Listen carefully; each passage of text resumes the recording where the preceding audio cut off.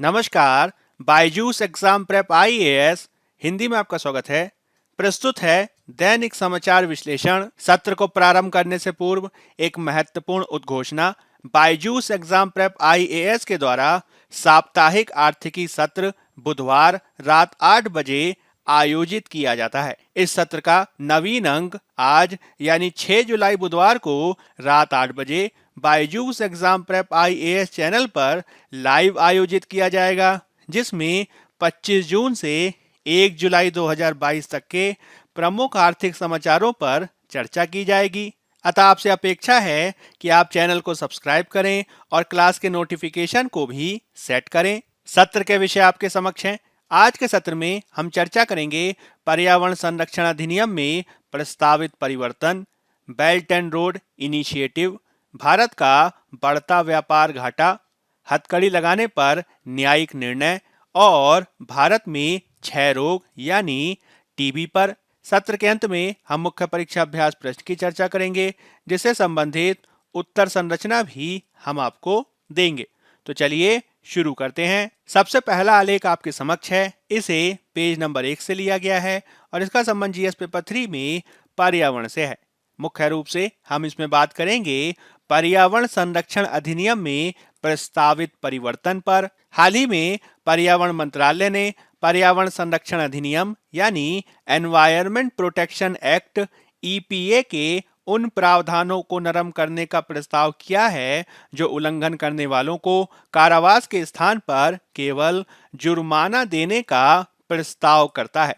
हालांकि यह उन उल्लंघनों पर लागू नहीं होता है जो गंभीर चोट या जीवन की हानि का कारण बनते हैं। इसमें कारावास के बदले प्रस्तावित जुर्माना भी वर्तमान में लगाए गए जुर्माने से 5 से 500 गुना अधिक किया गया है। अधिनियम वर्तमान में कहता है कि उल्लंघन करने वालों को 5 साल तक की कैद या 1 लाख रुपए तक का जुर्माना या दोनों से दंडित किया जा सकता है। अगर उल्लंघन जारी रहता है तो हर दिन के लिए 5,000 रुपए तक का अतिरिक्त जुर्माना लगाया जाएगा। इसमें जेल की सजा को भी 7 साल तक बढ़ाने का प्रावधान है। हालांकि पर्यावरण मंत्रालय के अनुसार अब पर्यावरण संरक्षण अधिनियम के मौजूदा प्रावधानों में साधारण उल्लंघनों के लिए कारावास की दर को समाप्त करने के लिए प्रावधान किया गया है। इसके तहत प्रस्तावित 2 बड़े बदलाव किए गए हैं, जिसमें से एक निर्णय अधिकारी की नियुक्ति की बात करता है जो पर्यावरण के उल्लंघन के मामलों में दंड का फैसला करेगा, जैसे कि यदि पर्यावरण से संबंधित रिपोर्ट प्रस्तुत नहीं की जा रही है या फिर मांगे जाने पर जानकारी प्रदान नहीं की गई है। हालांकि गंभीर उल्लंघन के मामलों में जो गंभीर प्रकार की चोट या जीवन की हानि का कारण बनता है, उसके तहत भारतीय दंड संहिता के प्रावधान लागू होंगे, जिसमें जेल की सजा हो सकती है। इसके अलावा दंड के रूप में एकत्र की गई धनराशि एक पर्यावरण संरक्षण कोष में अर्जित की जाएगी, जिसमें अधिनियम के उल्लंघन के मामले में दंड को 5 लाख से 5 करोड़ तक कहीं भी बढ़ाया जा सकता है। आपको ये ध्यान रखना है कि मंत्रालय ने 21 जुलाई तक इस प्रस्ताव पर जनता से टिप्पणियों को मांगा है। इसमें जेल की शर्तों को हटाना वायु अधिनियम पर भी लागू होता है, जो वायु प्रदूषण और जल अधिनियम से निपटने के लिए आधारभूत कानून है, जो जल निकायों के उल्लंघन से संबंधित है। यह ध्यान दिया जाना चाहिए कि पर्यावरण उल्लंघन के मामलों में जेल की सजा का प्रावधान लंबे समय से विवाद का विषय बना हुआ है। इसका मूल कारण यह है कि सजा का निर्धारण किए जाने में काफी लंबा समय लग जाता है। Centre for science and environment के एक विश्लेषण में यह पाया गया है कि भारतीय अदालतों ने पर्यावरण उल्लंघन के मामलों के बैकलॉग को निपटाने में 9 से 33 साल का लंबा समय लिया। 2018 की शुरुआत से लगभग 45,000 मामले मुकदमे के लिए लंबित थे और उस साल 35,000 मामले इसमें और जुड़ गए। 7 पर्यावरण कानूनों में से 5 में 90% से अधिक मामले मुकदमे के लिए लंबित थे। हालांकि इसमें पर्यावरणविदों का यह भी मानना है कि कारावास का मौजूदा खंड उल्लंघन करने वालों को रोकने के लिए है, ना कि कैद करने के लिए। इसमें भी प्रस्तावित दंड बहुत कम थे और अब प्रस्तावित संशोधनों ने बड़े पैमाने पर भ्रष्टाचार के लिए रास्ते खोल दिए हैं, क्योंकि प्रस्तावित न्यायिक अधिकारी निर्णय लेने में मनमाने हो सकते हैं। इस पृष्ठभूमि में आपको पर्यावरण संरक्षण अधिनियम 1986 को समझने की आवश्यकता है। आपको ये ध्यान रखना है कि भारत के मूल संविधान में प्राकृतिक पर्यावरण के संरक्षण का कोई प्रावधान नहीं था। हालांकि मौलिक कर्तव्यों, जिन्हें संविधान में 42वें संशोधन द्वारा जोड़ा गया था, उन्होंने देश के नागरिकों के कर्तव्यों के रूप में जंगलों, झीलों, नदियों और वन्य जीवन सहित पर्यावरण की सुरक्षा को निर्धारित किया। इस संशोधन ने राज्य नीति के नए निदेशक सिद्धांत भी जोड़े गए, जिनमें एक अनुच्छेद 48 ए था, जिसने राज्य को पर्यावरण की सुरक्षा, सुधार करने, वनों और वन्य जीवों की रक्षा करने का निर्देश दिया। ये जितने भी विकास दिखाई दे रहे थे, ये विकास 1972 में स्टॉकहोम में आयोजित मानव पर्यावरण पर संयुक्त राष्ट्र सम्मेलन का परिणाम थे। इसके तहत सबसे पहले वन्य जीव संरक्षण अधिनियम 1972 अधिनियमित किया गया। फिर जल प्रदूषण रोकथाम नियंत्रण अधिनियम 1974 पारित किया गया और उसके पश्चात वायु प्रदूषण रोकथाम और नियंत्रण अधिनियम 1981 पारित किया गया था।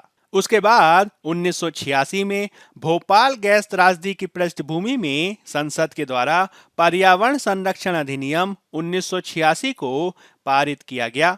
इसके कुछ मुख्य उद्देश्यों को आपको याद रखना जरूरी है, जैसे कि इसके उद्देश्यों में निर्धारित किया गया कि भारत इस अधिनियम के माध्यम से स्टॉकहोम में आयोजित मानव पर्यावरण पर संयुक्त राष्ट्र सम्मेलन में लिए गए निर्णयों को लागू करेगा। इसमें उद्योग को विनियमित करने के लिए एक सरकारी प्राधिकरण का निर्माण करने की बात की गई, जो पर्यावरण उल्लंघन पर उद्योग को बंद करने के आदेश सहित सीधे आदेश जारी कर सकता है। इसके तहत मौजूदा कानूनों के तहत काम कर रही विभिन्न एजेंसियों की गतिविधियों का भी समन्वय करने का प्रयास किया गया। पर्यावरण की सुरक्षा के लिए नियमित कानून बनाने को निश्चित किया गया। पर्यावरण सुरक्षा और स्वास्थ्य को खतरे में डालने वालों पर दंड लगाना निर्धारित किया गया और इसमें प्रत्येक विफलता या उल्लंघन के लिए सजा में 5 साल तक की जेल, 1 लाख रुपए तक का जुर्माना या दोनों को शामिल किया गया, जिसमें कुछ मामलों में 7 साल तक के लिए जेल को किया जा सकता है। इसके माध्यम से पर्यावरण के तहत सतत विकास की संकल्पना को आगे बढ़ावा दिया गया और संविधान के अनुच्छेद 21 के तहत जीवन के अधिकार के संरक्षण को प्राप्त करना सुनिश्चित किया गया। इसी के अंतर्गत आप पर्यावरण संरक्षण अधिनियम के कुछ प्रमुख प्रावधानों को देख सकते हैं। मुख्य रूप से पर्यावरण संरक्षण अधिनियम केंद्र को पर्यावरण संरक्षण के क्षेत्र में ऐसे सभी उपाय करने के लिए जो केंद्र आवश्यक समझे, करने का अधिकार देता है। कानून के तहत सरकार पर्यावरण संरक्षण को आगे बढ़ाने के लिए राष्ट्रव्यापी कार्यक्रमों और योजनाओं का समन्वय निष्पादन कर सकती है। यह कानून पर्यावरणीय गुणवत्ता मानकों को अनिवार्य कर सकता है, विशेष रूप से ऐसे मानक जो पर्यावरण प्रदूषकों के उत्सर्जन या डिस्चार्ज से संबंधित हैं। साथ ही यह कानून उद्योगों के स्थान पर प्रतिबंध भी लगा सकता है। कानून सरकार को किसी भी स्थान से हवा, पानी, मिट्टी या ऐसे किसी अन्य पदार्थ के नमूने का विश्लेषण करने के लिए परीक्षण संबंधी अधिकारों की शक्ति को भी प्रदान करता है। यह कानून स्पष्ट रूप से निर्धारित नियामक मानकों से अधिक पर्यावरण प्रदूषकों के निर्वहन को रोकता है और इसमें खतरनाक पदार्थों के संभालने के लिए विशिष्ट प्रावधानों को भी निश्चित किया गया है। यह अधिनियम अधिकृत सरकारी अधिकारियों के अलावा किसी भी व्यक्ति को अधिनियम के प्रावधानों के किसी भी उल्लंघन के संदर्भ में अदालत में शिकायत दर्ज करने का भी अधिकार प्रदान करता है। हाल के वर्षों में भारत में पर्यावरण को लेकर जो सजगता देखी गई है, वह सरकार के कानूनी प्रयासों का भी एक परिणाम है, जिसे भविष्य में और बेहतर किए जाने की आवश्यकता है। अब हम बात कर लेते हैं पेज नंबर 8 में दिए गए एक अन्य आलेख की, जिसका संबंध जीएस पेपर 2 में आईआर से है।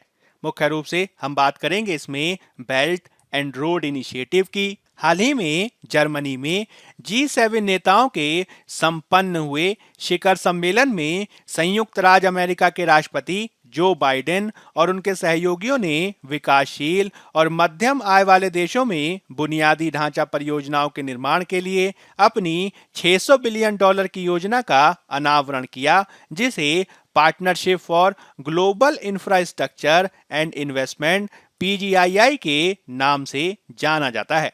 इसे चीन के बेल्ट एंड रोड इनिशिएटिव यानी BRI के काउंटर के रूप में देखा जा रहा है, जिसका मूल्य कुछ विशेषज्ञों के द्वारा $1 ट्रिलियन से अधिक बताया गया है।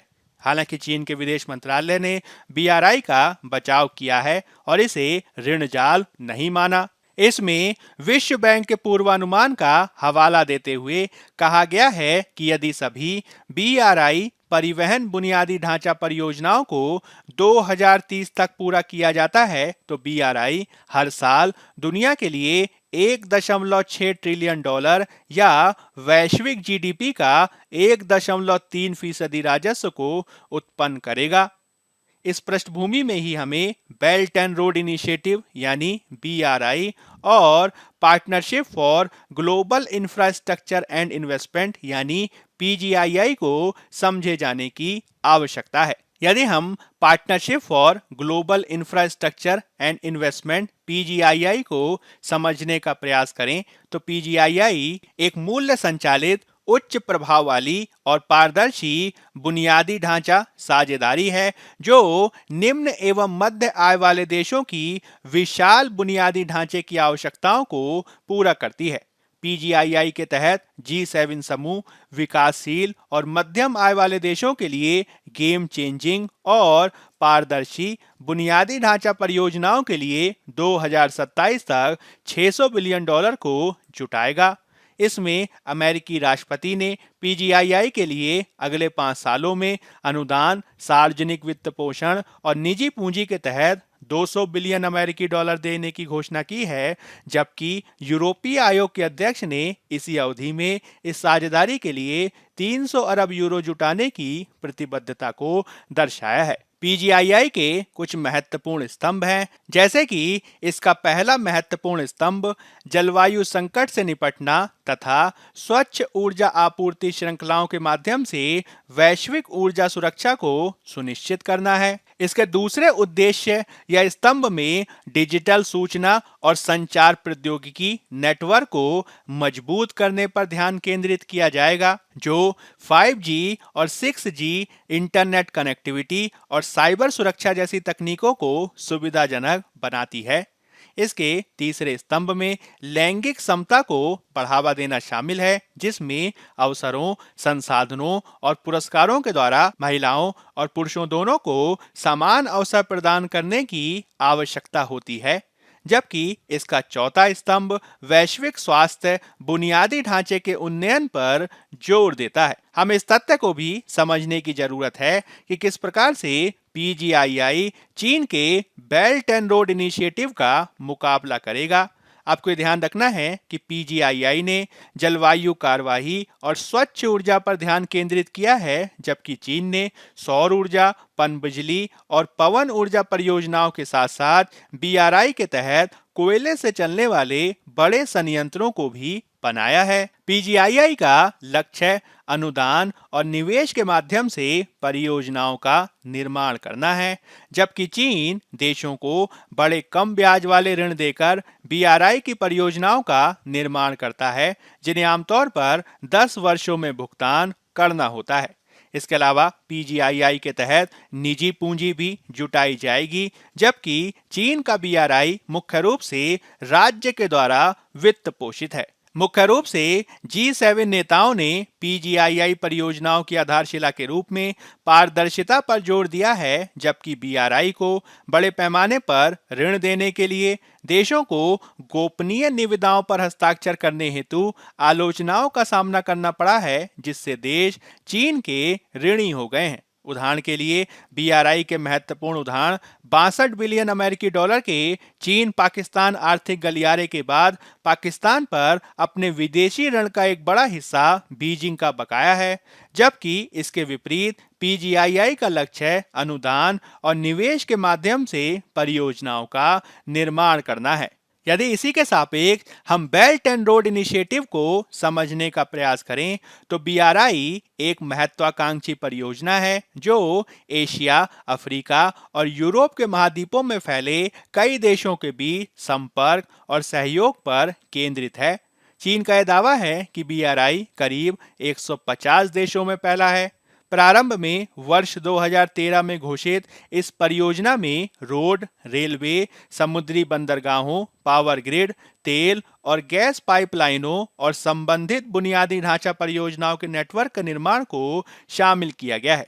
मुख्य रूप से इसमें 2 भाग शामिल हैं, जिसमें पहला भाग सिल्क रोड इकोनॉमिक बेल्ट भूमि आधारित है, जिससे चीन को मध्य एशिया, पूर्वी यूरोप और पश्चिमी यूरोप से जोड़ने की उम्मीद है।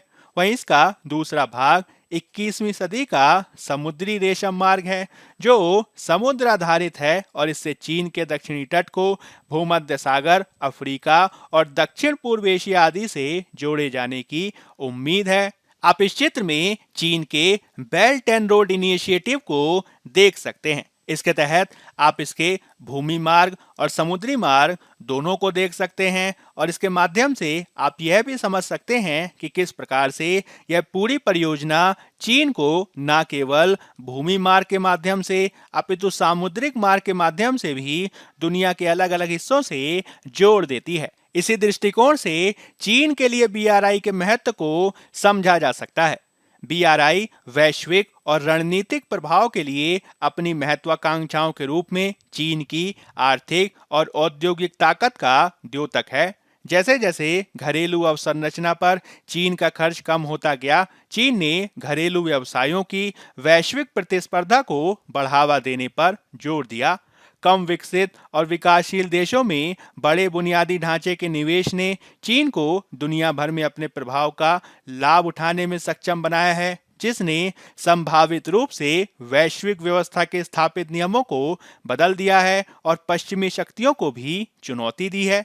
इसके अलावा बीआरआई यूरेशियन क्षेत्र में चीन की उपस्थिति को मजबूत करेगा और इसे एशिया के हृदय क्षेत्र पर एक कमांडिंग स्थिति में भी रखेगा। हालांकि पश्चिमी आलोचकों ने चीन की इस पहल को एक नवीन प्रकार का उपनिवेशवाद करार दिया है।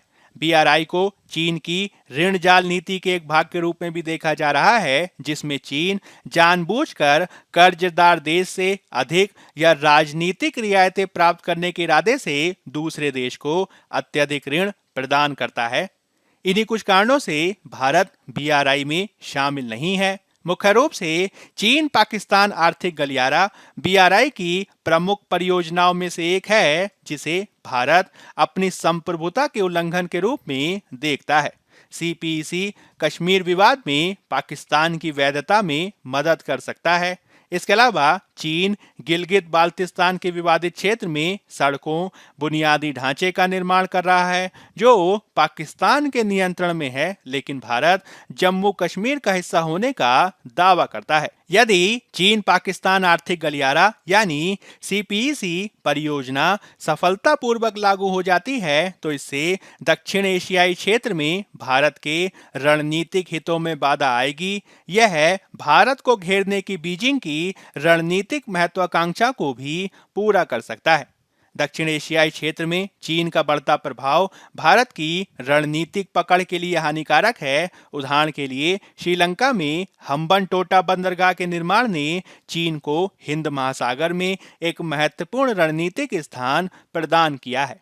आपको ध्यान रखना होगा कि दक्षिण एशिया में भारत और भूटान को छोड़कर सभी देश किसी न किसी रूप में बेल्ट एंड रोड इनिशिएटिव का भाग हैं, और यदि ये परियोजनाएं सफलतापूर्वक लागू होती हैं तो इससे भारत के लिए चुनौतियां बढ़ सकती हैं। अब हम बात कर लेते हैं पेज नंबर 6 में दिए गए एक अन्य आलेख की, जिसका संबंध जीएस पेपर 3 में अर्थव्यवस्था से है। इसमें हम बात करेंगे भारत के बढ़ते व्यापार घाटे पर। हाल ही में वाणिज्य और उद्योग मंत्रालय के द्वारा जारी अनुमानों के अनुसार भारत का मासिक व्यापार घाटा जून में 25.6 बिलियन डॉलर के नवीन रिकॉर्ड पर पहुंच गया है। 7 महीनों में यह तीसरा और लगातार दूसरा महीना है जब व्यापार घाटा अब तक के उच्चतम स्तर पर पहुंचा है। आयात और निर्यात के आंकड़ों के संदर्भ में यह ध्यान देने वाली बात है कि जून के महीने में भारत के निर्यात में कुछ कमी देखी गई है, जो मई में दर्ज 20.6% की वृद्धि की तुलना में जून में 16.8% ही है, जो लगभग 4% की कमी को दर्शाता है। चिंताजनक रूप से भारत के शीर्ष 10 निर्यात वस्तुओं में से 4 जैसे कि इंजीनियरिंग सामान, सूती कपड़ा, दवाएं और फार्मा और प्लास्टिक उत्पादों में निर्यात के संदर्भ में कमी को देखा गया है। इसके विपरीत जून 2021 से पेट्रोलियम आयात, कोयले और सोने का भी आयात बढ़ा है, जो कि चिंता का विषय है। विशेषज्ञों का मानना है कि कई विकसित बाजारों में जिस प्रकार से मंदी की आशंका है, उससे वैश्विक मांग और कमजोर हो सकती है, जिससे भारत के निर्यात में भी कमी देखी जा सकती है। हालांकि इसके विपरीत भारत के द्वारा तेल, उर्वरक, कोयले और सोने का आयात जारी रह सकता है, जो आगे चलकर भारत के आयात बिल को और बढ़ा सकता है। इसी के समकक्ष भारत में रुपए में भी लगातार गिरावट देखी जा रही है, जो हाल ही में अमेरिकी डॉलर के मुकाबले 79 रुपए तक गिरा। विशेषज्ञों की आशंका है कि रुपया अक्टूबर से दिसंबर तिमाही में 82 रुपए के स्तर तक गिर सकता है, जिससे भारत में चालू खाता घाटा 2021-22 में 1.2% से बढ़कर इस साल 3% तक जा सकता है। यद्यपि भारत में विदेशी मुद्रा भंडार की स्थिति काफी बेहतर है, किंतु जिस प्रकार से लगातार वित्तीय बाजारों से विदेशी पूंजी का बहिर्वाह देखा जा रहा है, वह आगे चलकर भुगतान संतुलन की चिंताओं को बढ़ा सकता है। सरकार के द्वारा इसके संदर्भ में कुछ प्रयासों को भी किया गया है, जैसे कि पेट्रोलियम उत्पादों के निर्यात पर कुछ हद तक प्रतिबंध लगाकर भारत में ही पेट्रोलियम उत्पादों को सुनिश्चित करना, साथ ही सोने के आयात पर सीमा शुल्क को बढ़ाना आदि कुछ ऐसे उपाय हैं जिसके माध्यम से पेट्रोलियम उत्पादों की उपलब्धता के साथ ही सोने की मांग को कम किए जाने के संदर्भ में भी प्रयासों को किया जा रहा है। हालांकि कोयले का आयात रिकॉर्ड स्तर पर ही रहने की आशंका है, क्योंकि मानसून घरेलू उत्पादन को प्रभावित करेगा। इस पृष्ठभूमि में नीति निर्धारकों के पास इस दुष्चक्र से बाहर निकलने के लिए बहुत कम जगह हो सकती है, लेकिन हमें गलत कदमों से बचना होगा। निर्यात को नुकसान पहुंचाने वाली घरेलू अक्षमताओं की भी तत्काल समीक्षा किए जाने की आवश्यकता है। अब हम बात कर लेते हैं पेज नंबर 6 में दिए गए एक अन्य आलेख की, जिसका संबंध जीएस पेपर 2 में पॉलिटी से है। इसमें हम बात करेंगे हथकड़ी लगाने पर न्यायिक निर्णय की। हाल ही में कर्नाटक उच्च न्यायालय ने हथकड़ी लगाने पर फैसला सुनाया, जो महत्वपूर्ण है। सुप्रीत ईश्वर दिवाते बनाम कर्नाटक राज्यवाद में न्यायालय ने यह फैसला सुनाया कि पुलिस केस डायरी में कारणों को दर्ज किए बिना आरोपी को हथकड़ी लगाना गैर कानूनी है और इसमें मुआवजे के रूप में 2 लाख रुपए देने का निर्देश भी दिया गया। इस मामले में उच्च न्यायालय ने कहा कि सामान्य परिस्थितियों में किसी आरोपी को गिरफ्तारी पर हथकड़ी लगाने की जरूरत नहीं है। केवल असाधारण परिस्थितियों जैसे कि भागने की संभावना या खुद को या दूसरों को नुकसान पहुंचने की संभावना में ही आरोपी को हथकड़ी लगाने का सहारा लिया जा सकता है। इसके अलावा जब ऐसी हथकड़ी लगाई जाती है तो गिरफ्तार करने वाले अधिकारी को उन कारणों को दर्ज करना चाहिए जिसका न्यायिक अवलोकन किया जा सकता है। इसके संदर्भ में हथकड़ी के सिद्धांत को भी हमें समझे जाने की आवश्यकता है। ऐसे 3 अवसर हो सकते हैं जब किसी व्यक्ति को कानूनी रूप से हथकड़ी लगाई जा सकती है: जब एक आरोपी को उसकी गिरफ्तारी पर और जब उसे मजिस्ट्रेट के सामने पेश किया जाता है। एक विचाराधीन कैदी को जब उसे जेल से अदालत और वापस जेल ले जाया जाता है, और एक दोषी को जेल से कोर्ट और वापस ले जाया जा रहा होता है, तब उसे हथकड़ी लगाई जा सकती है। आपको ध्यान रखना है कि हथकड़ी के संदर्भ में कानून 1980 में तय किया गया था, जब भारत के सर्वोच्च न्यायालय ने प्रेम शंकर शुक्ला बनाम दिल्ली प्रशासनवाद में कहा कि एकमात्र परिस्थिति जो हथकड़ी लगाने को मान्य करती है वो ये है कि आरोपी को भागने से रोकने के लिए अन्यथा कोई अन्य उचित तरीका नहीं है। इसमें कहा गया है कि यदि जहां किसी गिरफ्तार या दोषी को सुरक्षा बढ़ाकर भागने से रोका जा सकता है तो वहां हथकड़ी लगाना आवश्यक नहीं है।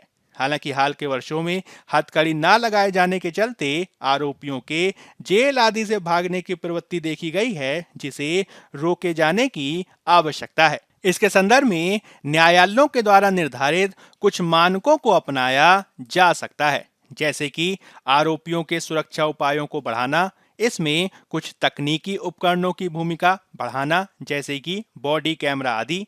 इसके माध्यम से हम मौलिक अधिकारों की रक्षा करने के साथ ही पुलिस सुरक्षा को भी सुनिश्चित कर सकते हैं। अब हम बात कर लेते हैं पेज नंबर 7 में दिए गए एक अन्य आलेख की, जिसका संबंध जीएस पेपर 2 में स्वास्थ्य और गवर्नेंस से जोड़ा जा सकता है। इसमें हम बात करेंगे भारत में क्षय रोग यानी टीबी पर। टीबी यानी क्षय रोग स्थानिक रोगों में सबसे खराब माना जाता है, जिससे WHO के अनुसार हर साल लगभग 15 लाख लोग मारे जाते हैं।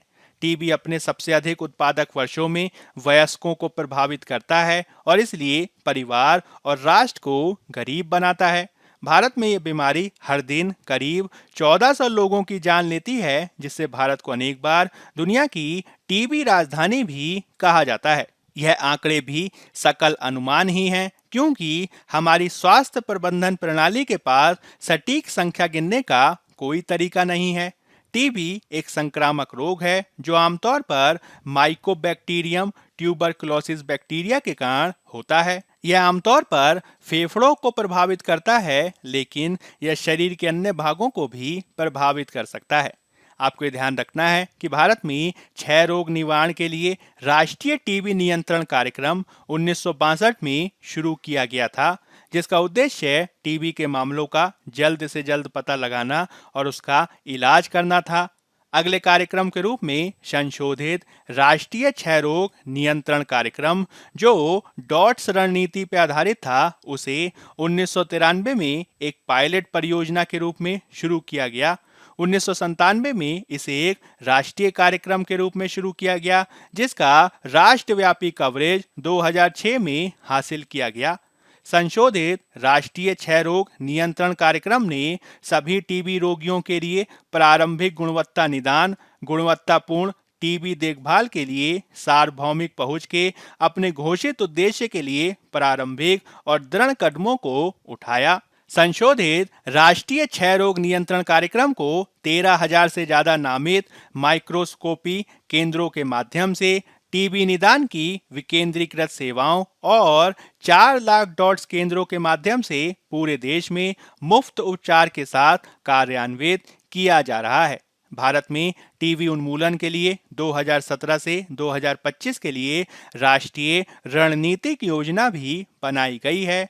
यह पिछली सफलताओं और सीख पर आधारित है और 2030 तक भारत में टीबी को खत्म करने के लिए आवश्यक साहसिक और अभिनव कदमों को समाहित करता है।